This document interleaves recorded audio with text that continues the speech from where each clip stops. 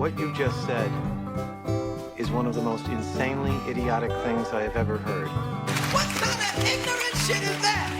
At no point in your rambling, incoherent response were you even close to anything that could be considered a rational thought. You idiot, you fool! Hey, dummy! This is the Ignorance is Blessed podcast. Everyone in this room is now dumber for having listened to it. Hey, idiots. We're back. I'm back. I have a very exciting guest for you today. He is a friend of mine. We go way back. He's the husband of my best friend from high school. So we probably have a lot of stories that we will never get to on this podcast. But he's also a first responder. Is that what I call you? It's Chris Ling. Hi, Chris. Hello. You want me to bleep out your name? No, I don't care. First responders. Yeah. A normally accepted term, I would say. What is your official title? What's your... So my actual job title is firefighter paramedic. Okay. And which one of those do you do the most? So with our schedule and our rotation, we kind of split time evenly between an ambulance and a fire engine or a fire truck. But just the nature of how the world is today, we run mostly medical calls. So I would say I actually perform medicine more than firefighting. Okay. Well, I guess that's a good thing that the world's not on fire, but also probably says a lot about the world that you're regularly doing medical calls. Yeah. Well, let's just start a little bit with you and your background. So is this what you always wanted to do? For people who don't know, we went to high school together and I don't know. I didn't know that in high school. This is what you wanted to do. You played sports and hockey and we definitely partied and got wild. And now you help people. Yeah. Maybe I'm repenting or something. I don't know. But so about my senior year of high school, I think it was, maybe my junior year. I can't remember exactly, but super random. A car drove into my house that I was living in. Oh, and, yeah. Fuck. Yeah, just destroyed my bedroom and all that stuff. But that's Jesus. kind of where I got introduced to the fire service. There was a person on location that told me about a program with the Anchorage Fire Department, which is obviously where we're from. And through talking with him, I joined this other program, which essentially it's called Explorers. It's essentially like a Boy Scouts program, but it's specifically about emergency services and the fire service. Like Boy Scouts for adults. You can be in it from 14 to 21. Okay, so it's prepping to go in that field. Yeah, it's kind of exposing you to it a little bit, and is this really for you? Before you just get out on the streets and no, this is not. Before you're in front of a fire and you're I've made a huge mistake. Yeah, exactly. And so from joining that, I knew at that point that this is definitely what I wanted to do. There was no question instantly about it. You were I'm locked in. Yeah. Yep. What was it about that field that drew you to it? Just that it changes constantly. Even from shift to shift, even through the day, it's different. You can be going on EMS calls for a majority of the day, and then you go to a fire or a car accident. It's never the same thing every single shift. So it's always variable, Nice. Which is very much my personality. I cannot handle the hanging out, sitting at a desk, doing the same thing, having lunch at the same time, all of that stuff. I can't handle that. I cannot imagine you in a corporate. The quickness with which I imagine you snapping at a desktop and just throwing staplers at people's heads. Yeah, no, it would be an HR department's worst nightmare from a cubicle. Yeah, it would not you're be good. Yeah, you have to stop shooting spitballs at the other employees, please. Yeah, Man. It wouldn't last long. So what is the training like when you decide to go into that? is it college or is it how does that work? So the fire service is unique in the fact where we kind of take all walks of life. So you're willing to fight a fire? Sure, you can. Yeah, you're in. So we have a lot of ex-military members actually. Nice. Some of them who were pararescue type guys. So they have that kind of medical background. They were just getting shot at and in a war zone while they were doing it. Jesus. and then we have roofers, guys that were HVAC service technicians, teachers. Somebody was a not a secretary, a garbage man for the city for years and years, and then got hired. So it's truly like a cross section of just random people's backgrounds, and then you have people who are like me, who knew from a young age that this is what they wanted to do and decided to join. So it's very eclectic. College is not required, recommended, but not required. So you truly can be 18 and apply and get a job. And they're like, you're really willing to do this? All right, suit up. Were you? Sorry, go ahead. The training itself is pretty in depth and pretty long. Like my academy, for instance, once you get hired, they put you through like practical training and book testing and stuff like that. And mine was 17 weeks long. And so you're going 5 days a week doing, physical training, and then drills and evolutions outside with firefighters who are already on duty, and then EMS scenarios and all kinds of stuff for 17 weeks. And then if you pass that and graduate, then you get assigned to a fire station for a full year of probation, which probation is you have a year to prove that you can do the job and still belong there. That you aren't a pussy. They can essentially fire you whenever. Well, no questions asked. What kind of things would get someone fired? So the biggest one I think in the past is like maybe failure to thrive is the wrong term to use, but like they just don't excel. Like they have a hard time learning like further, more advanced concepts and like achieving their job duties and like repetitive. Yeah, when you're training somebody and then the next week you're training them on the same thing and the next week it's the same thing and it's like, okay, like are they not getting it? Yeah. So it's not just like I saw you crying at the fire station. You can't. No. And there's been other ones in the past, none that I've known personally, but just attitude issues. Like they don't really handle chain of command very well. Different things like that. I could see how like different personalities coming from all over, that could be a thing, or like, that. Well, especially, I mean, when it comes to fighting fires, I imagine you have to be able to listen and take direction and just do what you're told and don't fuck around. Yeah, it's very much a team sport.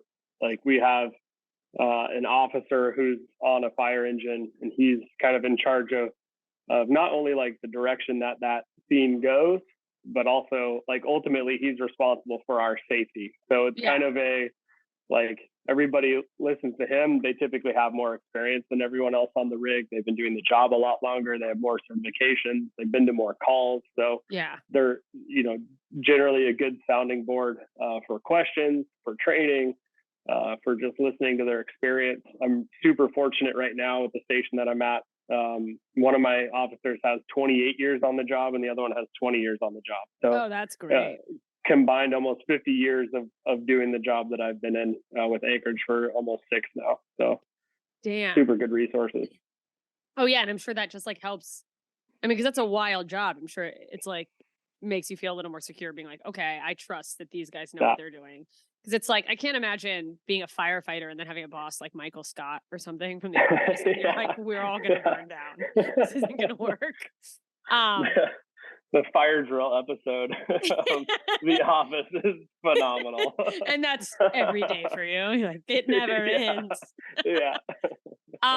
When you first got into this, did you I guess you just do both, so that's how it is, but do you have a preference? Like if you had to choose one? That's tough. I really enjoy being on the ambulance when I'm providing like a high level of care. Like it's a super emergency? Yeah, like we're doing a lot of interventions. We're like actually taking like life-saving type measures to help get this person to the hospital. The ambulance can be not as fun when you're transporting much less critical patients who maybe are just really inebriated. How that can often wear is on that? you. Yeah, it can be pretty frequent. It depends on the day of the week. It seems like, and the fire stuff is generally pretty exciting. Like when you go on real fires and car accidents and that side of things is also really exciting and really dynamic. So they both definitely have highs And honestly, you could ask me 5 times over the next 2 weeks, and my It'll answer would probably change. change. But Yeah. it just depends on what rig I was on that week and how it went. Um, how often do you get ambulance calls that you're like, we didn't need an ambulance for this? That you're like, you're having a panic attack, or Like maybe that's not the percentage thing. wise, Yeah, if you could like, percentage wise, or how many times a day? oh God, I guess percentage wise, but like, do people over exaggerate their need for ambulance? So I wouldn't say over exaggerate. I would say that like a large part of the demographic, at least in Anchorage, maybe doesn't understand like the true function of an emergency room as well as like I can't larger laugh. cities do. Does Yeah, that make sense? like this is not an Yeah, emergency. but Anchorage also has like a much more limited capacity as far as like urgent cares and behavioral health support and rehab facilities. So in a lot of instances, there's really nowhere else for them to There's go. just no other resource for them. So they're Yeah, like, I it's guess like this maybe place. maybe they don't need to go to the ER, but their only source of information is a nurse contact hotline who says, well, if you're feeling some of these symptoms, you should go to the ER. And then we get involved, kind of thing. So I would say it's more of a lack of resources and a lack of education. Yeah, like a lack of understanding of like where. I mean, I guess that is a thing because I even have the thought. I'm saying I even like me, who I'm a regular person, so why wouldn't I? But like the amount of times I've been like, oh, we should call. Like there was a mattress on the highway once when I was on the road, and I was like, well, we should call someone, and then we're like, do we call 911? Do we? Yeah. Who else do you call? We don't. That's the only number we know. But then it's like feels stupid that someone could be being murdered, and we're like, we saw some trash. Yeah, and we do get a lot of those calls. A common one is like an abandoned like gas can or an abandoned drum of an unknown substance left on the side of the road, and it could be anything, right? Like maybe it's full of gas and Has it's it gonna ever blow been up. anything dangerous since you've had those calls? Yeah, it like at times the hazmat teams come out and like had to dispose of stuff. Like there was it was all over the news years ago. Somebody put like chlorine, like straight chlorine, on the streets, and which is like a super bad substance to get on your skin, to breathe. Like it can burn your skin and all this stuff. And so, like the hazmat team ended up responding and dealing with all of that. That's crazy. Were they like trying to terrorize people, or was it just like a person who spilled their? I don't know. I think it was malicious in nature. But I'd have to look it up and read it again. It's been a while now.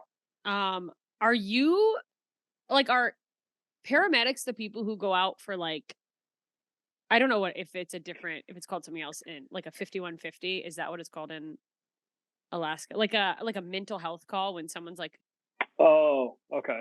Like, So I don't know. short answer, yes. So we do have what's called a mobile crisis team now in Anchorage, which has been awesome. Oh, that's great. Yeah, so that just got kind of stood up, I want to say about 18 months to 2 years ago. Nice. And we have a couple on staff clinicians who are on duty kind of 9 a.m., 9 p.m. that window. And they're actually onboarding right now for 2 more positions to make it a 24-hour coverage. Oh, great. And they have an SUV. They obviously have a significantly larger amount of training in mental health emergencies and that kind of field of things. Oh, that's great. And then they're usually staffed on that SUV with a line firefighter, either an EMT or a paramedic, in case it is not just a mental health, in case there's some other aspect of the call that would need our input that they're not really comfortable with. And so they respond to a lot of them. And sometimes it's the person just wants a phone call and they stay in quarters and the clinician gives them a phone call and they chat for 20, 30 minutes. And sometimes they want a home visit and we'll drive over and visit with them. And I think it's greatly reduced like the number of transports that we've had. Oh, that's great. For that type of like a psychiatric emergency or psychiatric problem as they get dispatched. Oh, that's so Uh, great that they're like expanding the resources to like cover that. yeah, Kind of thing. and so AFD has a couple of those teams, and APD also staffs a couple teams. So there's anywhere in the realm of 3 to 4 of those on duty a day, which has Okay. been super good. Damn, that's. Yeah, I mean, it's just so great that they're finally like being like, oh, this is a separate thing. We should have like people yeah. who do this specifically instead of having cops showing up and being like waving a stick at schizophrenia, and you're like, this isn't gonna help.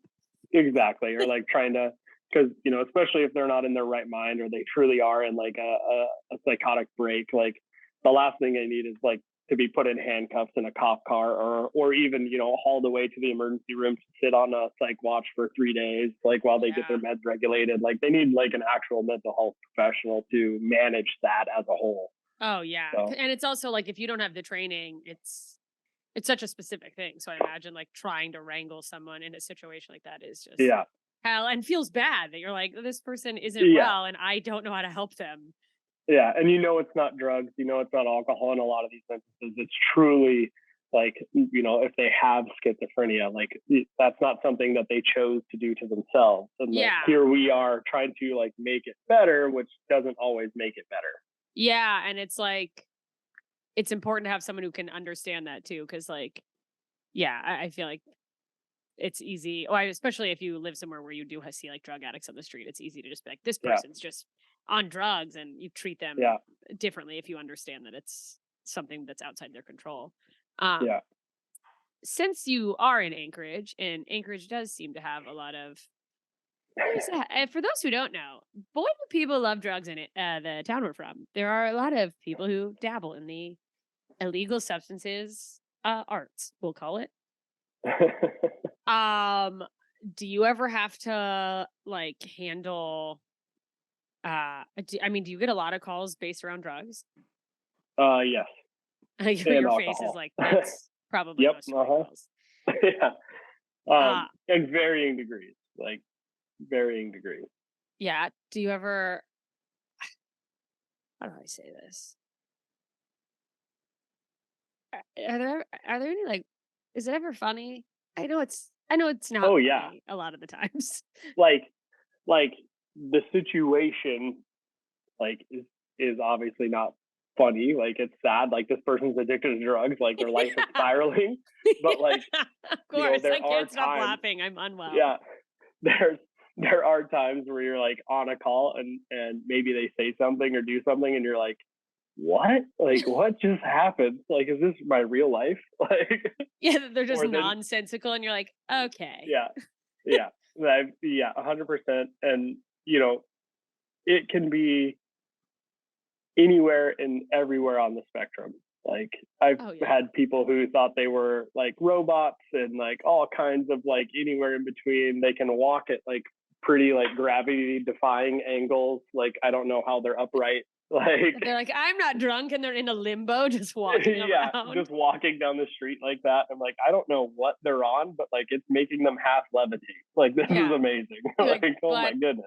There should be a case study on whatever it is. Yeah, like they maybe need to find that dealer and get that off the streets now. Like this is not okay. We have to get to the bottom of this. People are going to drift away. Yeah, but you'd be baffled at how many patients we wake up using Narcan who have used some sort of opiate and then instantly deny using any sort of drugs. Well, I know drug addicts, so that makes sense. No, I didn't. Yeah. I just fell asleep. Yep. It must have been slipped into my arm. And you're like, okay.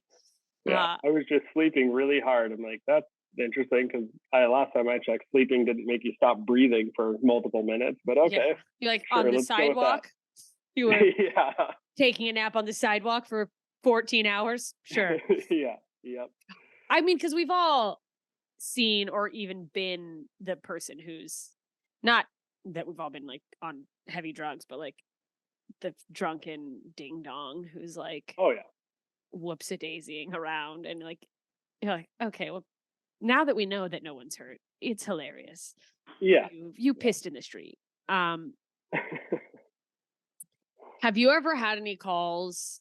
Well, wait, I want to go back to firefighting really quick because I feel like you can't talk to a person who has fought fires and just go like, yeah, anyway, tell me about your really basic ambulance calls.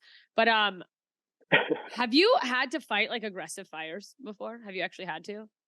Yeah, it's been a little bit since we've had one at our station, which our probie is not very excited about. They've been waiting for their first fire, so they're getting a little antsy. But So funny to be like there hoping have for a fire. yeah, I know it's a weird conundrum to have, and but it's understandable. Like they want to prove themselves and like prove to the crew like that they can handle it, and also that excitement. Like you don't really know like how you're gonna do until you do it. Yeah. Like, kind of it's thing. like sex.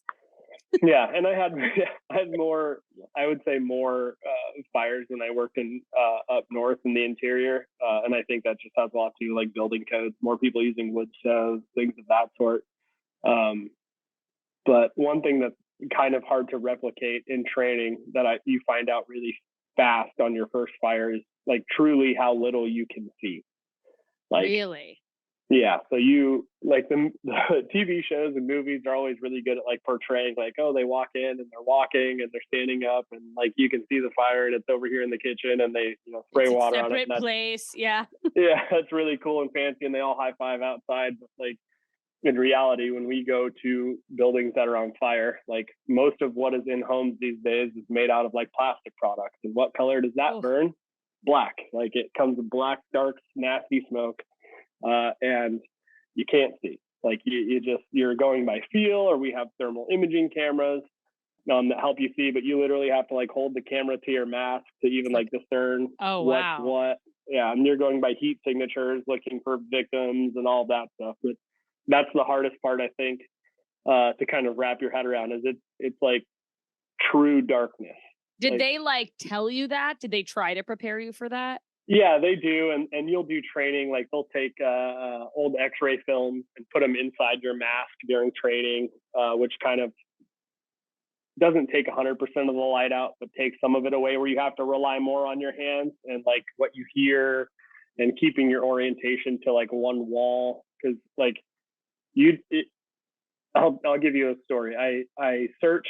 I was on a truck company, and we went to a structure fire. It was a double wide trailer, so not a huge residence, right? Like that's like 28 feet wide by like 70 feet long, not gigantic. Pretty and generally most trailers have the same layout. Like it's super straightforward. The front is going to be a kitchen or a living room. Like the back is going to be the master bedroom. Like it's pretty classic. So my captain and I go into search. The entryway is clear of smoke. Search the first bedroom, nobody in there, very light smoke. Move past the crew that was fighting the fire through the like kind of doorway connecting the two trailers. Get to a back bedroom. Smoke's like halfway down in that bedroom. There's a guy in there. He's trying to put pants on. Oh God. Yeah. My captain yells at him like, "Hey, we're leaving," and he's like, "My pants," and my captain's like, "Screw your pants, we're leaving. Like your house is on fire," kind of thing. Oh no. And my captain had him take a deep breath. Man. He had underwear on, so it's like rule number one that your parents tell you, like always sleep in your underwear or pajamas, so you don't end up naked outside when something goes wrong. Yeah, I've had that thought several times when we've had earthquakes here, and I've woken up and been like, I have made a huge mistake in this. Yeah. So we get the guy out. He ends up being okay. We find his dog. His dog's okay. We get the dog out. We go back in to search the rest of the property, and we get to a back room, and there's a lot of smoke in the back room. We can't really tell, like you open the door, you can't like see into the room. And so my captain says he'll go right, I'll go left, and we'll kind of meet all of the walls and meet in the back of the room. Okay. So I search this area on the left-hand side, and I knock something over, and I like feel what it is. I can't really tell what it is through my gloves. I can't see anything, but I know it's not a person or an animal. So I'm like, okay, moving on. And then I got kind of tangled up in something, and I couldn't really figure out what it was.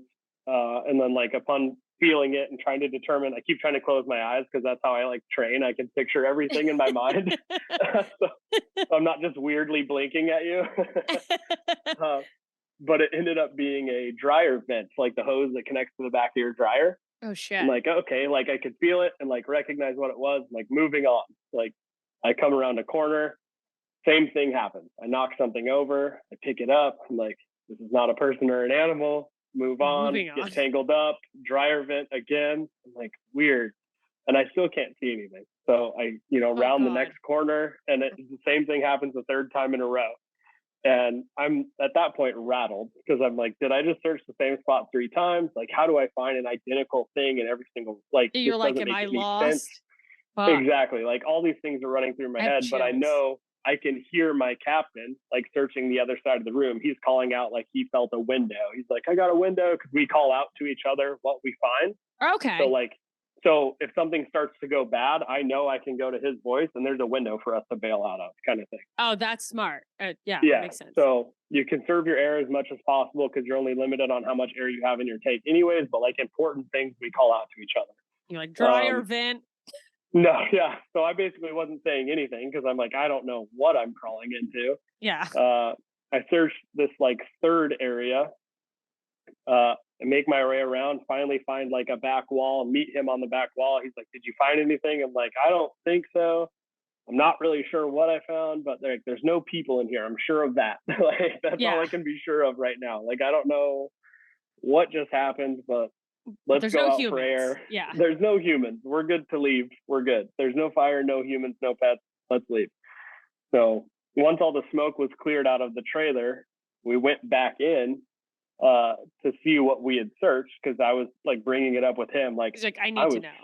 Super confused. Like, it made no sense to my brain, like what I was in. And come to find out, the back room had like a few couches on the captain's side with like a window and like a coffee table. And on my side was 3 identical, like 6-foot grow bays and what I was knocking over was his weed plants, and the dryer vents were to like keep everything warm in there. And there was like light cords, but they were literally like identical, spaced apart, like That's 6 feet. So funny. Like picture perfect, the same. And you could see like in the soot where I crawled through all 3 of them, like back to back to back. Yeah, so it's like, well, that makes way more sense now than me being an idiot. You're like, also explains why I'm so high. Yeah, exactly. I mean, that's fucking wild. We're gonna take a quick break, and then I want to ask about this specific thing, and then we'll be right back. Okay, we're back on the weed growing situation.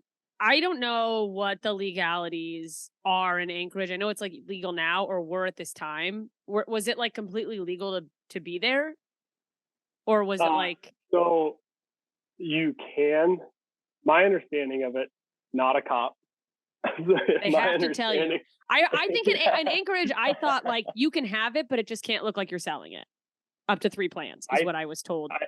That's my understanding as well. It's like you can have like your own grow at your home, like up to that like 3 or 5 plant level, but it's for personal use only. It can't be for any sort of like sale or distribution or anything like that without the proper like licensing and inspections and taxes and all that stuff. Yeah. Did you ever find out what caused this fire? It was a cooking fire, started in the kitchen. Oh, okay. I was like, unattended cooking. The guy had put something. Because he got high, he like put a pizza in and forgot about it. Yeah, like went to bed or took a nap, fell asleep, whatever, and it caught on fire. Yep. Damn, that's fucking bananas. Yeah. Does it get scary? Like when you have to go into like a fire, is it, or do you just go full adrenaline? Do you not even think about like? It's a weird adrenaline. Yeah. Like you're excited, your heart rate's up because you're wearing all of your gear. So you're wearing anywhere from 80 to 100 pounds of stuff with tools on your body. So you're already like your exertion's really high, your heart rate's high, like you're sweating before you even get in the door. It's hot, like just all your stuff. And you're excited because you get to go do your job. But it's an odd feeling because like somebody's possessions are in there getting destroyed, right? Yeah, you're like, so I finally get to do my shit. I'm sorry about your house though. Yeah, that sucks. I'll do my best. It is tough, but I think that's an important like aspect to recognize or you're in the wrong career field. Like if you're just chasing adrenaline for chasing adrenaline, like You're a sick go fuck. go like use the squirrel suits in the Swiss Alps or something. Like I don't know what Yeah, to tell just you, go but be a like you, skydiving instructor. yeah, Jesus. yeah, you have to have a healthy recognition of like the only reason we exist is because people have in our community really shitty days where like somebody gets seriously hurt or injured, or like their belongings and everything they own in their life is literally getting destroyed. And you Like, have to have that empathy. Do you feel like, yeah, I mean, obviously, a lot of that empathy for many people is innate, but do you think your yeah, experience in high school with what happened to your house also like gives you an extra layer of like the empathy for stuff like that? yeah. I think so. Like we definitely grew up, we didn't have a lot, and so like having it's definitely different when it's your personal stuff, right? Yeah. Like it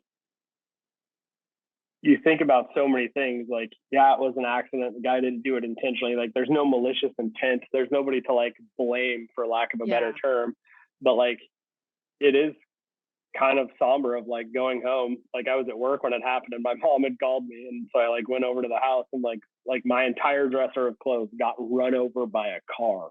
Like my bed was crushed, and so like it definitely makes you respect like knowing like what my family went through. We had to live in a hotel for a couple months while they were figuring out the insurance, and it's like this whole nightmare of a process.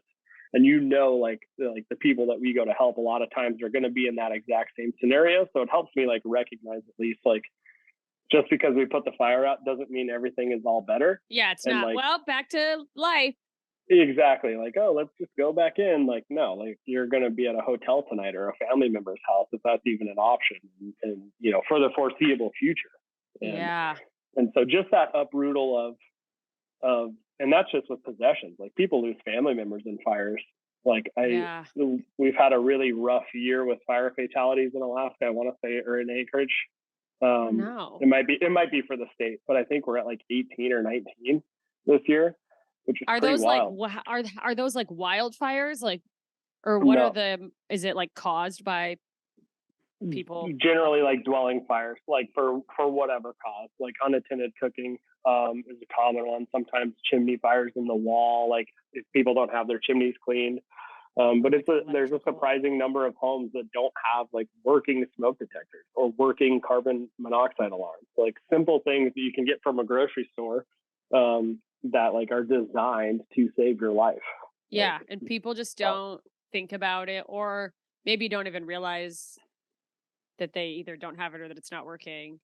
Yeah. Because now I'm thinking about that, and I'm like, yep. Oh, that's a fire. Okay, I have a smoke detector, Yeah.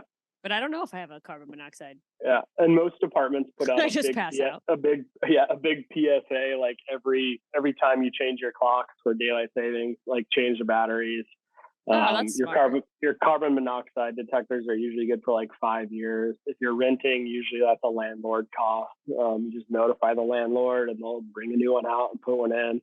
We carry batteries on all of our apparatus, like our fire apparatus up here, so fire engines, fire trucks. So if we're on like a medical call, and we hear it chirping, like somebody from the crew generally will go out, grab batteries, swap the batteries, put it back up in place, kind of thing. So we try to do everything we can. Like we're truly, we know that we're a public service, but like we are very much a like customer service based industry, right? Yeah. Like the I want taxpayers, people they directly control like our staffing, like how big our budget is, like all of these things. So by helping them more, ultimately it helps us as well. Yeah, because it's like when someone has a good experience, an unfortunate experience that leads them to dealing with you, then Yeah. they like keep in mind that they're like, well, actually, the fire department is very good here, and like that's somewhere where I want my resources allocated. And Yeah, exactly. And I feel like Anchorage as a whole, like our fire service here is pretty high level. Like we're aggressive with training, with all the EMS stuff due. Our medical director is super proactive with trying to get us into new like medical trials, or he is not scared to change our protocols if new science comes out that says what we're doing is, I love that. 10, He's not just is like, this is how we've 10%. always done it. Sorry. Yeah, like if something comes out that's like, hey, this study just has 10% better results than what you guys are getting right now, like, cool, let's go to that for 6 months, see how our results do. And if it's better, we'll keep it. And if it's not better, we'll go back to what we were doing before. It's like, great. So he's to super have... proactive with that. It's awesome. Oh, Yeah. that's like great. Cause it doesn't you don't always get someone like that. Some people just get, Yeah. they're set in their ways. It's good to have someone who's like always looking for the next good thing and like Yeah. making sure you guys are staying at the forefront of all that. Yeah. You ever have to do any calls and it's someone you know? Because Anchorage isn't a huge city, but it's not. Anchorage is not a huge city. I haven't been on one with somebody I know personally in a long time, which is weird. Like you would think with how small Anchorage is, like I feel like we know everybody all the time. Like, our friends maybe got their shit together, so they're not having so many accidents. Yeah, exactly. Exactly. Yeah, I did go on a car accident up north that had somebody I knew in the car, and I was like their caregiver, like I was their medic. Oh, wow. Everything was fine with that. Like he did well, but it was like wait a second, like I know you kind of thing. And we had that weird like realization of like, aren't you? Yeah. Yeah. Hey, what's up, man? Right back into like patient care mode. Like, okay, I'm going to start an IV in you while they're cutting this car apart from around us and give you pain meds and all this stuff is happening. Just chill. Like it's going to be fine. I mean, God, you probably have seen some horrific shit. Oh yeah. Yeah. I'm not. You don't have to like tell me the worst. I mean, do you want to tell me like the worst thing you've ever seen, or is that traumatic? Can you not even tell me? There's like. I was like, I'm not going to ask, but then I was like, someone might want to hear it. There's been some bad car accidents. Is that usually? That's like usually the worst. Yeah, typically, like especially like high rates of speed, things like that, where like you have all of that weight and all of that mass of a car, and like the human body is just not made to withstand impacts like that at all. Is it true? Somebody said this once, and honestly, maybe it was you, but I don't think it was. Someone told me that seatbelt laws are for paramedics. They're like, they keep you safe, but it's also so somebody doesn't have to scrape you off the ground. Well, that's not for us. You're like, no, okay. That popped in my head, and I was like, does that resonate with you at all? No. So I will say though that like cars nowadays, there's so many airbags. Like we've pulled up to some like horrific looking car crashes, and like all of the people are like out of the car standing on the side of the road, like on their phones, good to go. Like they don't want to go to the ER, and they're just A-okay from like a 40 mile an hour head on or 50 mile an hour head on kind of thing. And you're like, how in the heck did that not hurt you at all? But everything turns into an airbag in most modern cars nowadays. Wow, that's great to know that, like, from someone who like sees it on the street that shit actually works, because you just trust it and hope for the best. And like, of course, there is always also the like they say, you get in an accident and sometimes you're in shock and it's like you maybe should see a doctor, but people are like, I feel fine, and then months later you're like, your discs are all out of place, but whatever. Yeah, that's fucking life, I guess. Two questions about you taking care of yourself in a position like this. First of all, with like with fighting fires, that seems like obviously physically taxing. Do you guys do like is there any type of like workout protocol, or is it just like recommended, or anything that like to kind of keep in shape for those instances? Yeah, it's not required. It is recommended. And all of our stations have super nice workout facilities in them. Part of our union dues goes towards buying like that exercise equipment. So like at my station alone, we have like an assault bike, an elliptical, some treadmills, a stair climber, a full assortment of weights, squat rack, like all kinds of stuff. Like it's a beautiful gym. All the facilities have really, really nice gyms. And then we do an annual test. Everybody on the department does it. It's called a PPA. It's a physical performance assessment. It's like a predetermined like set of rigorous activities when they check your vitals before and check your vitals after, and make sure that like you can handle like some level of exertion. It's not super, super difficult, but it's designed to like, get you sweaty, get your heart rate up, you're in all your gear and you're performing normal job duties that we would do like on a fire. and making sure that your body responds normally. Like afterwards, we expect your blood pressure to be higher and your heart rate to be up, but then 10 minutes after, we should expect those to kind of start to recover and like be more normal. Yeah, be more normal. You ever do one of those? Because also, like, I know you had a pretty bad leg injury for a while. Yeah. You ever do one of those or go on a fire call after you haven't had one for a while and be like, oh, fuck. Oh, yeah. So after my leg was tough because I ended up having 2 surgeries. I was on. And that was a sports injury, right? That was a sports injury, not okay. fire I know people related. are listening going, you can't just say that and not tell the tale, but it wasn't fire related. It was a sports injury, not fire related, but I was on a couch for non-weight bearing for 3 months.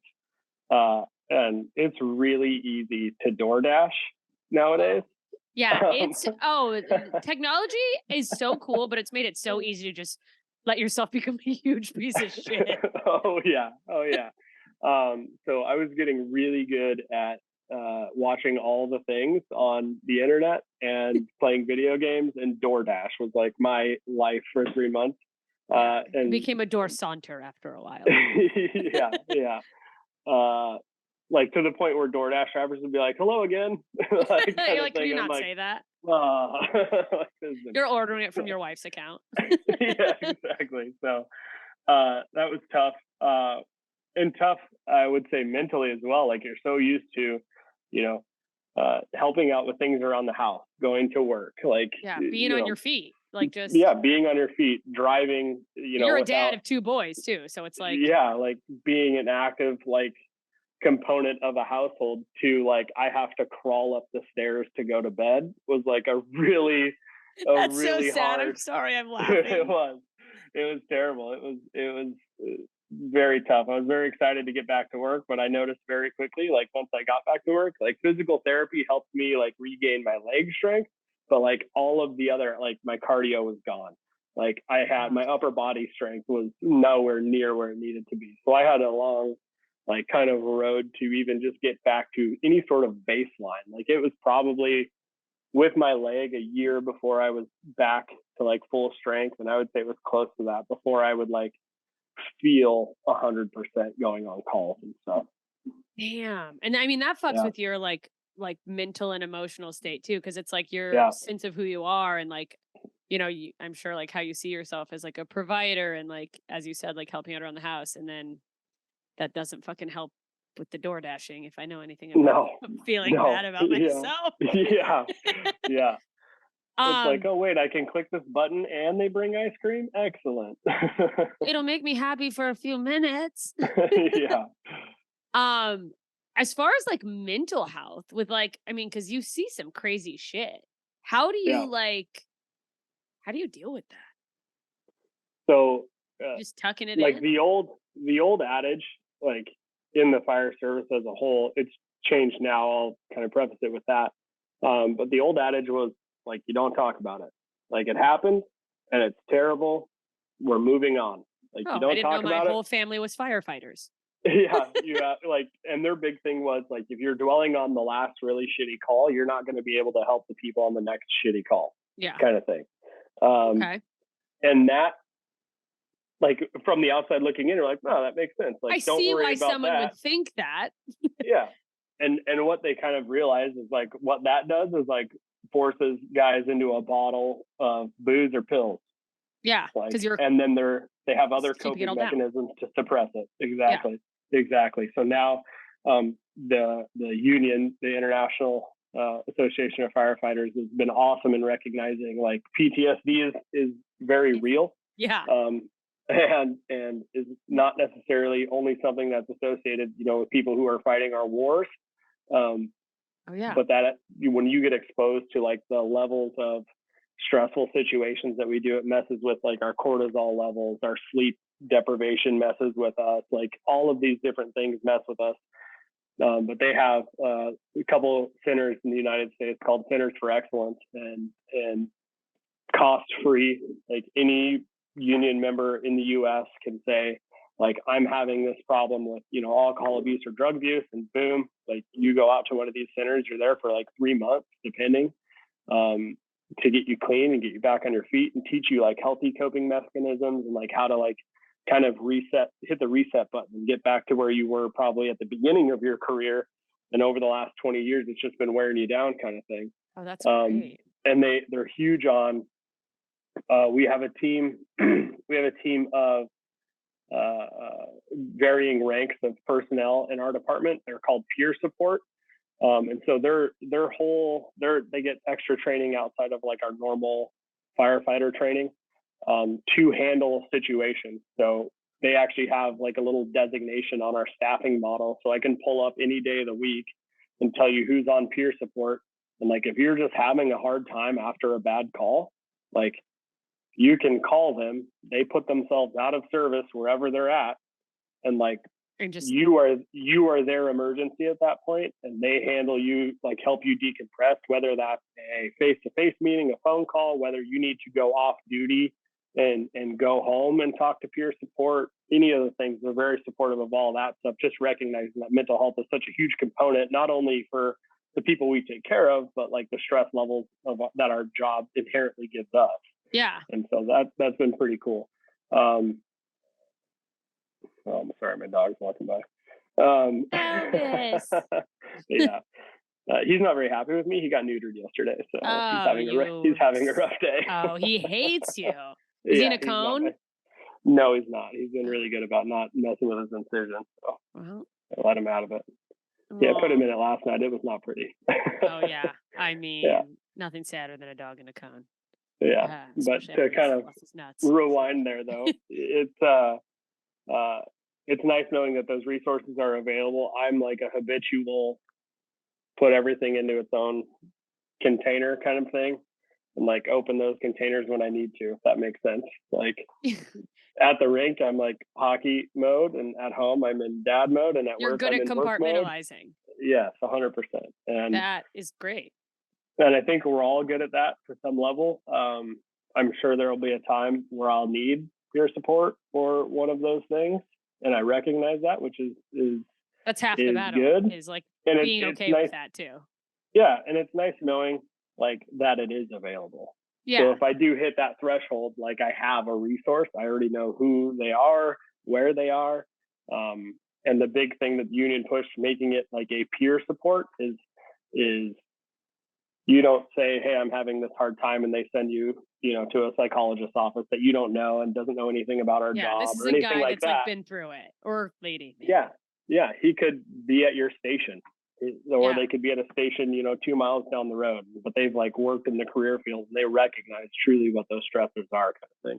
Yeah, that's great. Well, because I also feel like, the culture is shifting and like, taking care of our mental health is becoming more and more normal, but there is still that like societal kind of, not to use like a catchphrase, but like, or like toxic masculinity, where like I feel like there's so many years where, it is just even more for men, like just fucking suck it up, don't be a bitch.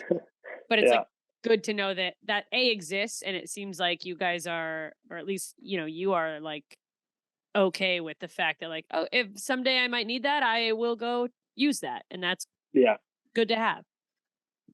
And each station, we're like kind of our own little family group.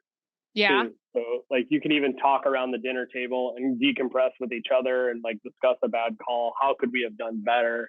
If everything went right, like everything went right. And like there's just some things that we can't cure. Like, I'm sorry, but if your head gets chopped off, like there's nothing I can do about that as a medical professional. Like I can't undo that. Yeah.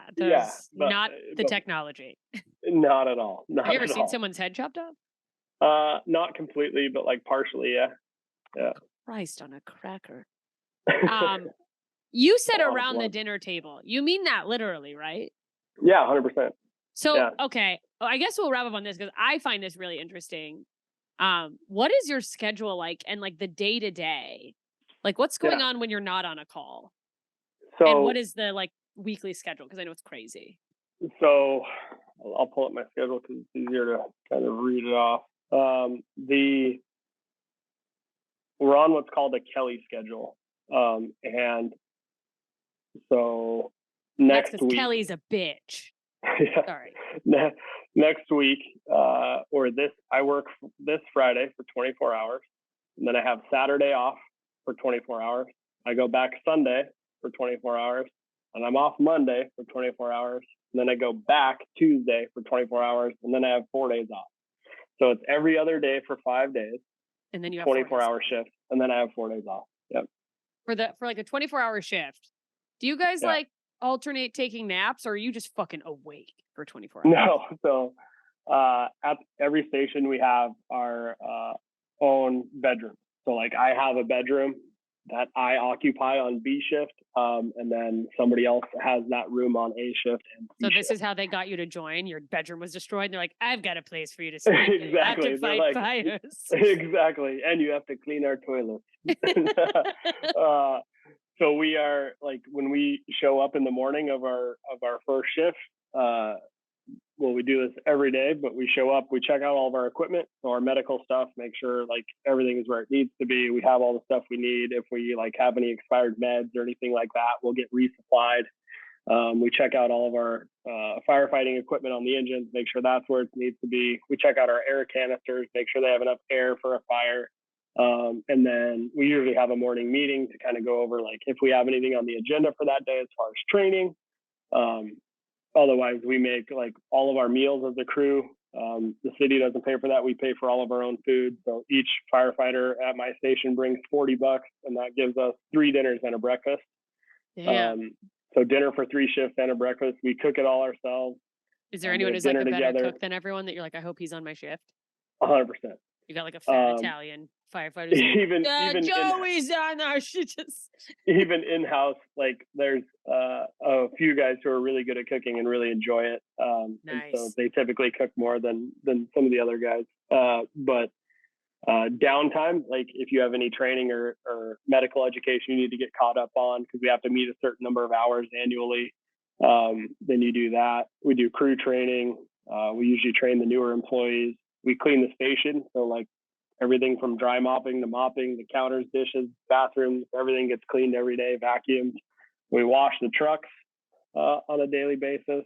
And then usually we're pretty busy kind of that 9 a.m. to 5 p.m. normal business hours. And after 5 p.m. is like kind of dinner prep and kind of relax time, like throw something on TV. You just Some kind guys of play wait. cribbage. Yeah, some guys play pickleball, cribbage, foosball. You have like, pickleball? yeah, we have pickleball in our back parking lot at our What? station. Yeah. I want to come So- play pickleball with firefighters. What the fuck? It's fun. Yeah, most stations have a court now somewhere on their location. Oh, I just played for the first time. I'm obsessed. Sorry. Yeah, some guys work out like at varying times of the day. Like if they're evening guys, then we always know like, oh, those 3 guys are going to be working out later. Like I'll work out in the morning, and then you just go to bed in your room, and you have like a special alarm clock on the wall that lights up and turns red and talks to you in the middle of the night. Like, Yeah, that's Yeah. wild. Yeah. Damn. So I guess you probably get really close to everyone. That makes sense that they're like a family. yeah. We live a third of our year live with each other, like a third of the year, no matter what. It's like 120 shifts, roughly 110 shifts. You ever been at a station, I guess, or with or like stuck on a shift with someone you can't fucking stand? Not really. I'd say we Okay. get along with everyone pretty well, because that, like, You have typically if to. somebody's not doing well or not gonna fit, like they don't make it past probation. Like, Okay, and yeah, a it's like big you either part of it fit is in or you like, don't. yeah, a big part of it is like we are all so close, and we have to be, like, we have to trust each other, and like we're going into some pretty dicey situations sometimes. Like you have to know like what the other person next to you is capable of, and, like Yeah. trust that they're capable of like dragging me out if they need to, kind of thing. Yeah. And so, but it is like a family. Like you could be bickering with somebody on your crew for a couple of weeks, and then everything is all good It's again. fine. Like it's like little Yeah. tips here and there. Getting But- squabbles. Yeah, you're stuck with someone Exactly. for 24 hours exactly. regularly. You're gonna not get along. Yeah, all 100% exactly. of the time. Yeah, but then you go ahead. No, go ahead. But then Oh, but then usually you go on, a big call or something that's kind of crazy, and everybody's right back together, enjoying everybody's company again. that's great. You're like, we did it, gang. Yep. Trauma exactly. brought us back together. Before we go, at the beginning of this, we talked a little bit about like how, Anchorage has brought on, different people to handle maybe mental health calls. But Mhm. is there any like certain type of calls you get regularly that should be to someone else that other people should know? Like, check into this resource in your area. Um, I would say the mental health is the big thing Okay. that I've noticed. Um, Drug abuse is obviously like pretty rampant across the United States as a whole, not just Yeah. Alaska in general. I mean, we see it on the news all the time uh, from across the U.S. Like fentanyl is really big right now, It's um, crazy. but just I would say the big thing is just reach out to centers if people are trying to find help. Like opiate addiction help, I think is huge right now in our country, Yeah.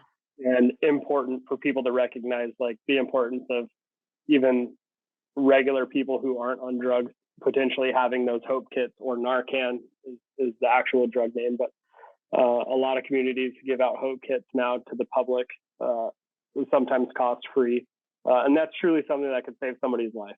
So Yeah. So it's like, look into that. That's so true. God, it's everywhere. And then um one more thing I would do.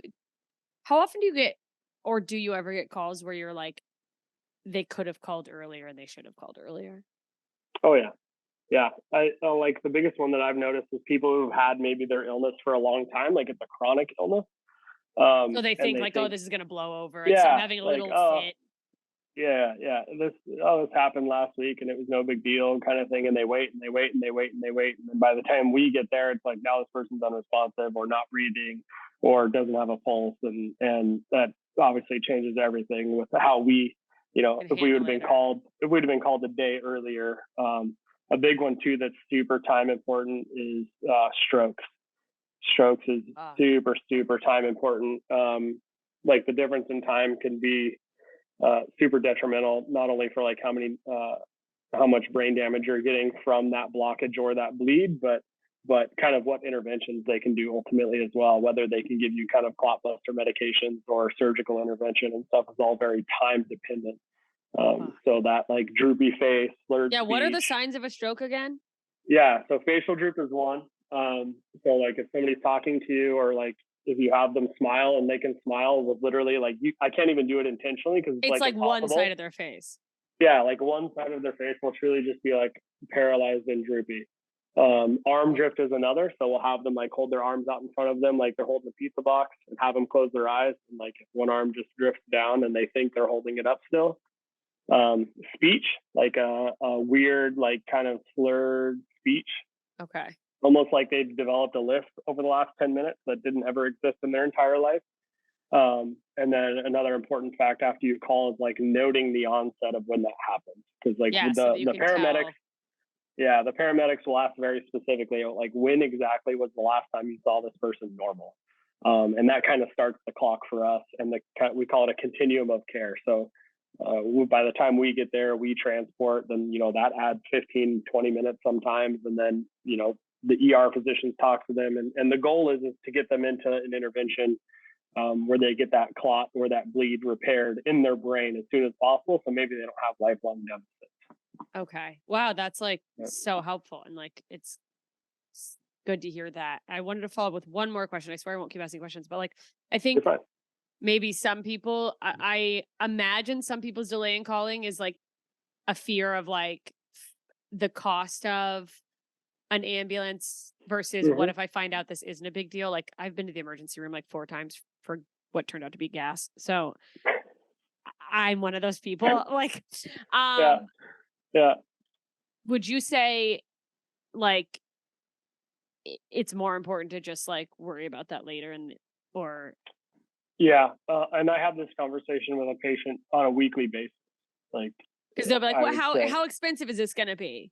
Do people ever yeah. ask you that? And oh yeah, absolutely. And I'm not sure with the rest of the US, but at least in Anchorage, um, when we respond out and like check your vital signs and do kind of like that baseline interview, I ask you, what's going on today, what prompted you to call, kind of thing. If you're feeling better at that point, or you realize all your vital signs are normal, and this is exactly like what happened last time when you had gas, and you don't want to go to the ER, like we don't force you to go to the ER. Okay. Like, And so like you're not yeah. gonna you don't get charged at all for that. No, not at all. Like if we came out and just did merely an evaluation and you're like, you know what, I'm feeling way better now. Sorry, this has passed. This has happened before. I really don't want to go to the ER. Like if you're alert and oriented, not under the influence of anything, like that's 100% your legal right to Okay. deny being taken to the hospital. That's good to know because I feel like maybe Yep. people didn't realize like that Yep, and that it we worked out we like do that.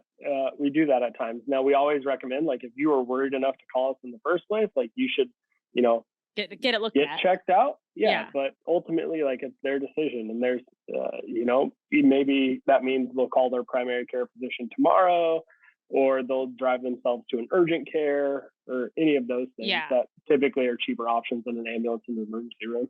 Okay. And Yeah. now that you've told people about this, do you have any frequent flyers? You got people who are just abusing this privilege, who never take the ambulance, but are like constantly having it come by, being like, "I had a headache. I No. thought I was having an aneurysm." I'm just No, imagining me typically being this our- person later in life. Typically our frequent flyers always want to go to the hospital. Okay, Yeah. so, like take Yeah, me.